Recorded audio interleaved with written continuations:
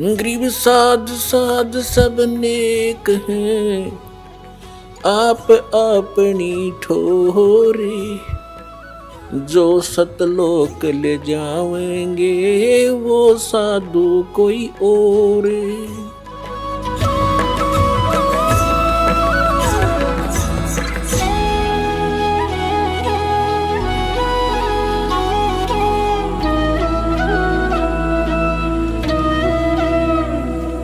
क्या प्रसंग है ये श्रीमद् भगवद गीता में? गीता ज्ञान दाता कौन है?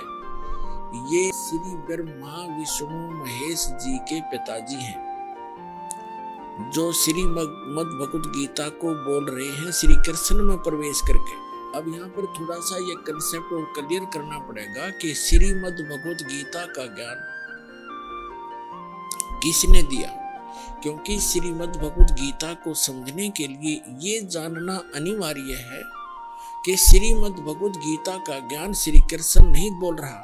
श्री कृष्ण के अंदर प्रवेश करके ये ब्रह्म बोल रहा है, सरपुरुष बोल रहा है, ये काल बोल रहा है।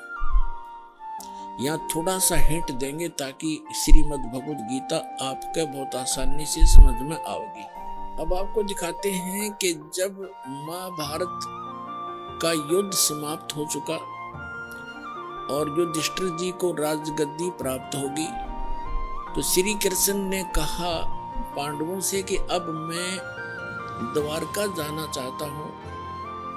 तब अर्जुन ने कहा कि भगवान, आप जी ने जो युद्ध के समय मुझे ज्ञान सुनाया था श्रीमद् भगवद गीता जिसको कहते हैं, वो बुद्धि के दोष से मैं भूल गया। उसी ज्ञान को प्रभु एज इट इज सुनाना, फिर से सुनाना, हमें एक सत्संग करके जाना ताकि हम आपके द्वारा दिए गए वचनों के आधार से हम अपना आगे राज्य भी करें और जीवन भी सफल करें। तो उसके विषय में आपको दिखाते हैं। ये है संक्षिप्त महाभारत द्वितीय खंड, गीता प्रेस गोरखपुर से प्रकाशित है।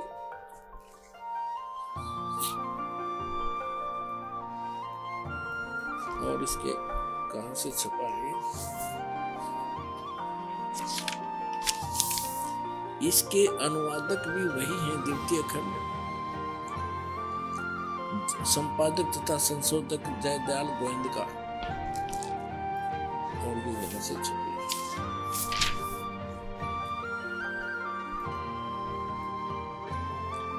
अब हम इसके आपको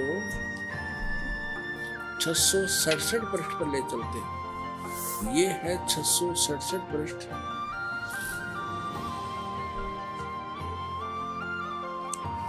और यहां से हम शुरू करते हैं। अश्वमेधिक पर्व।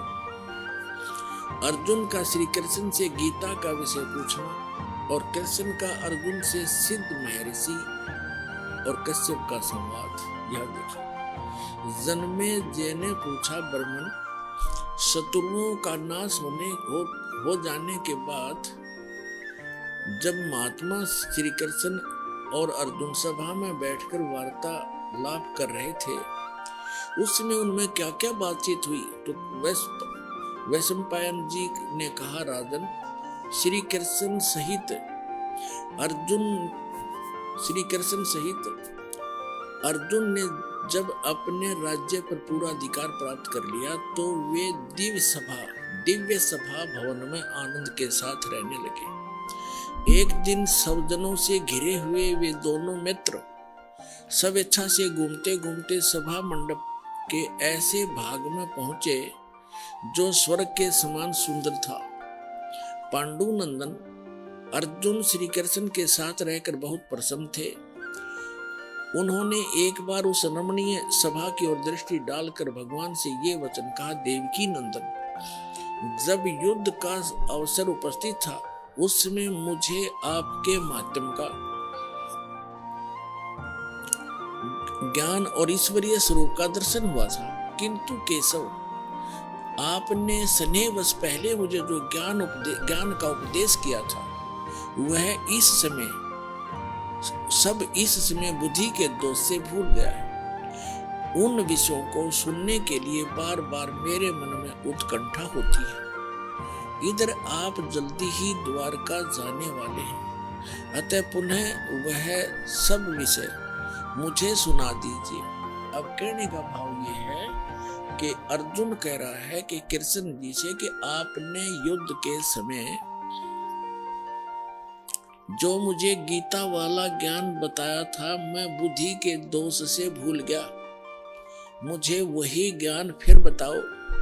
अब श्री कृष्ण जी क्या कहते हैं, देखिए, वैशंपायन जी कहते हैं अर्जुन के ऐसे कहने पर वक्ताओं में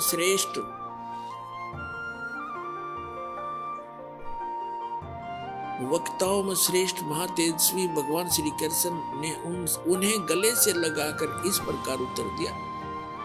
श्री कृष्ण बोले, अर्जुन, उस समय मैंने तुम्हें अत्यंत गोपनीय विषय का श्रवण कराया था, अपने स्वरूपभूत धर्म सनातन पुरुषोत्तम तत्व का परिचय दिया था और नित्य लोकों का भी वर्णन किया था, किंतु तुमने जो अपनी नासमझी के कारण उस उपदेश को याद नहीं रखा, यह जानकर मुझे बड़ा खेद हुआ। इन बातों को अब पूरा समझ होना संभव नहीं जान पड़ता। श्री कृष्ण जी के बोल हैं, ये सुन जानते पढ़ियो। पांडुनंदन, निश्चय तुम बड़े श्रद्धाहीन हो, तुम्हारी बुद्धि अच्छी नहीं जान पड़ती। अब मेरे लिए उस उपदेश को ज्यों का त्यों दोहरा देना कठिन है, क्योंकि उस समय योग युक्त होकर मैंने परमात्म तत्व का वर्णन किया था। पुण्यात्माओं, ये भी एक विचलित आत्मा होती है। अब देखो, जैसे दास सत्संग कर रहा है और प्रथम बार कोई श्रोता इसको सुन रहा है, आज के